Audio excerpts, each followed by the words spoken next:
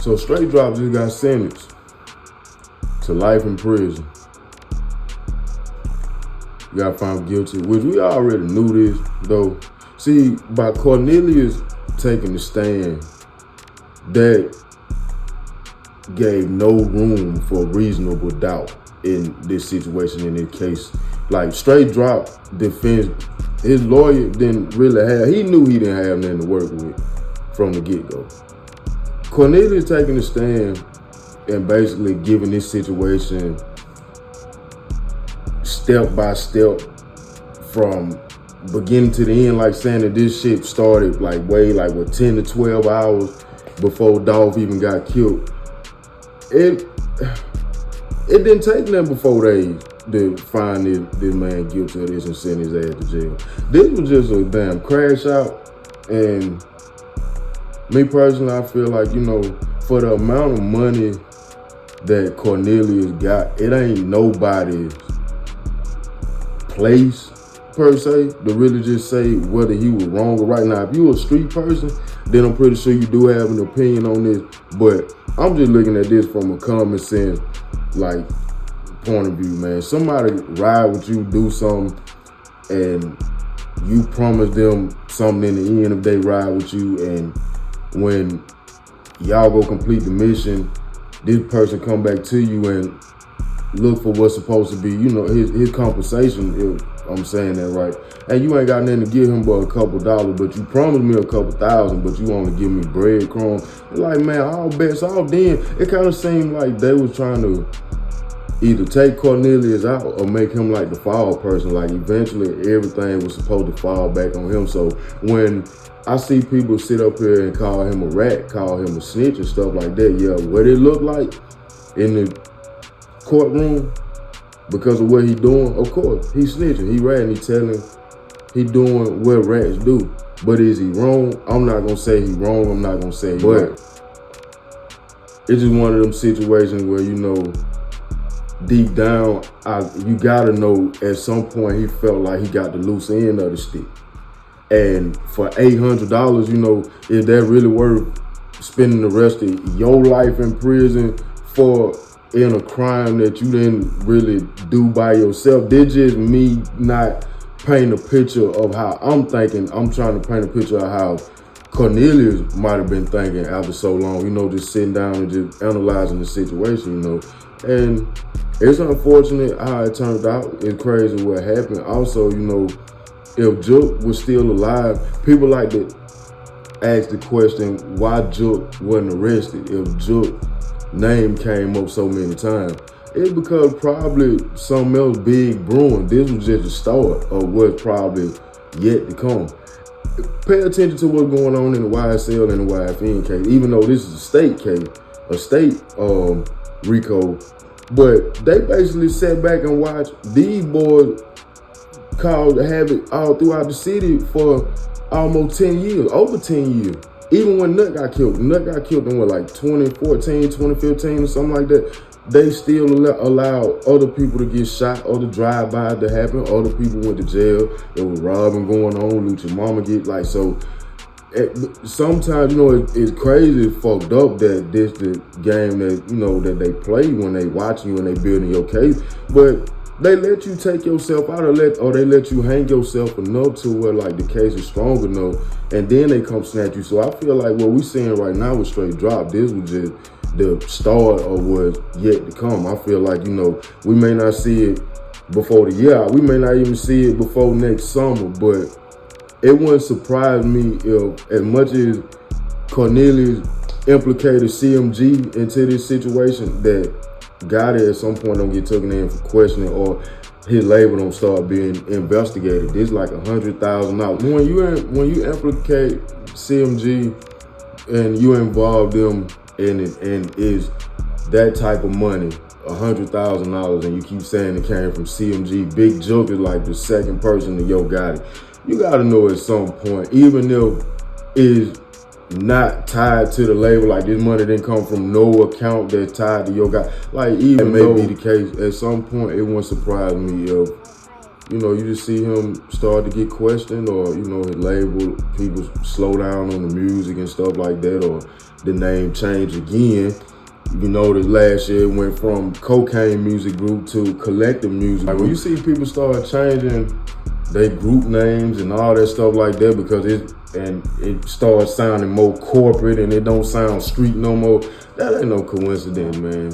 It is because of the brand becoming big and it's like global in a sense, but it's also because you got shit going on in the street that may be tied to the label in a sense, and you don't want your name, you know, pulled down in that. But I feel like at this point it's too late. Like, Gotti knew all this.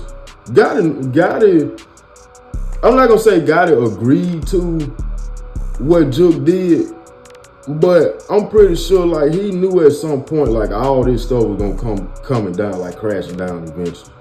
Like, and when you think about it, man, too, Jook doing what he did, you know what I'm saying? I don't feel like it would have got that far with Gotti and Dolph. I think it would have stayed on wax. With anything that may have been done to Dolph in the streets, until somebody just flat out come and like said the way Cornelius said it about Jook having his hand tied into it. I'm not just gonna sit up here and just say that I believe Gotti was that big a fool and was really around here trying to get this man killed like that. You know, you can be the chief and the top of the food, or top of the pyramid, top of the food chain. You can have all this dumb shit going on up under you. These little niggas crashing out.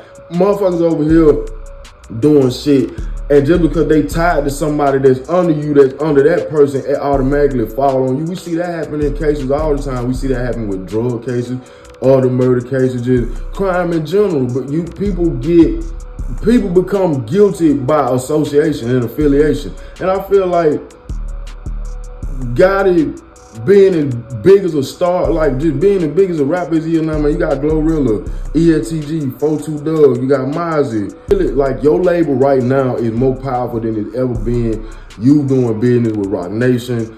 Jay-Z is like your rap mentor, like your business mentor. I just don't feel like this man would just crash and risk all that at this point in his career for a rap beef with somebody who getting money, but let's be real, it's beneath me.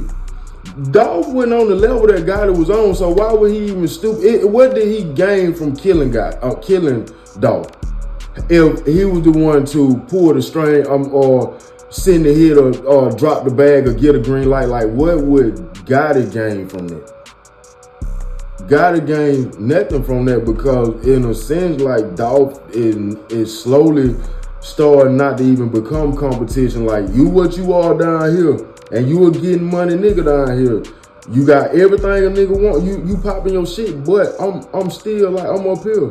I'm more corporate than you. And it's on a level of understanding, if you ask me, because Dolph never wanted to be a nigga that was signed to a label and making all these millions, because he making all these business deals as far as music going, stuff like before he died, shit, he turned down a $22 million deal from guys with Empire. So I said all that to say this, man. You know, I don't feel like Gotti would have jumped out the window like that. And if Dolph was still alive and Jook had not played a part in doing what he did, none of this would have happened. And I feel like the beef would have just stayed on wax for the most part. Even all them times when you see Dolph getting shot, when he got shot in LA, when he gets shot at in Charlotte, North Carolina, I don't feel like, this is me, this is my opinion, I don't feel like those are calls being made by a person or a hit being sent by a person like Gotti.